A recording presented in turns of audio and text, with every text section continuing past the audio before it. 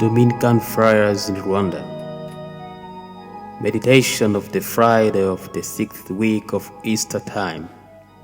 You will be in pain, but your pain will turn into joy. Dear brothers and sisters, I guess one of the expectations of the very first disciples who decided to follow Christ had nothing to do with the possibility of living moments of great disappointment, confusion, fear, moments of self-containment, and horrible persecutions. Besides, if at the very beginning they really understood the meaning of their engagement, I doubt that they would have easily taken the risk of following Christ.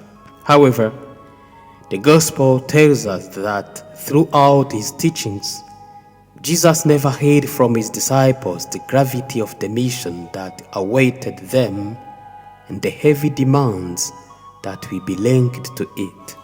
You will cry and mourn while the world will rejoice. You will be in pain, but your pain will turn into joy. The context of today's Gospel from which we draw these words is part of the farewell words that Jesus addresses to his disciples. It is the revelation of the imminent departure of the Lord and the awakening of the consciences of his disciples, to whom Christ reveals that they will experience moments of sadness, sorrow, loneliness, and suffering, but that all this will not last long. This experience of the apostles will also be lived by the very first Christians.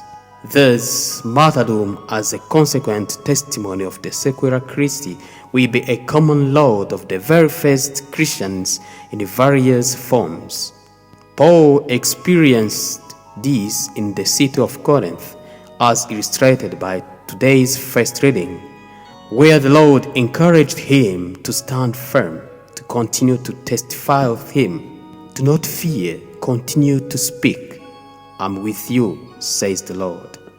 Brothers and sisters, like Paul and the first Christians, we must continue to announce the good news, both by our word and by our acts.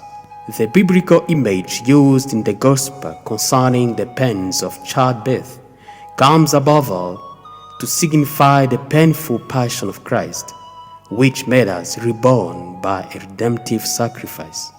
Likewise, our Christian witness must therefore go through great efforts, important sacrifices, and good examples in order to bring about change around us despite the sorrows, hostility, and indifferences that we may encounter in our way.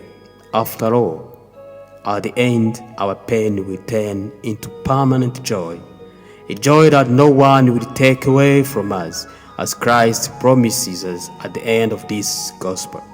So may the Spirit of God continue to be our defender in order to become true witnesses of the risen Lord. Amen.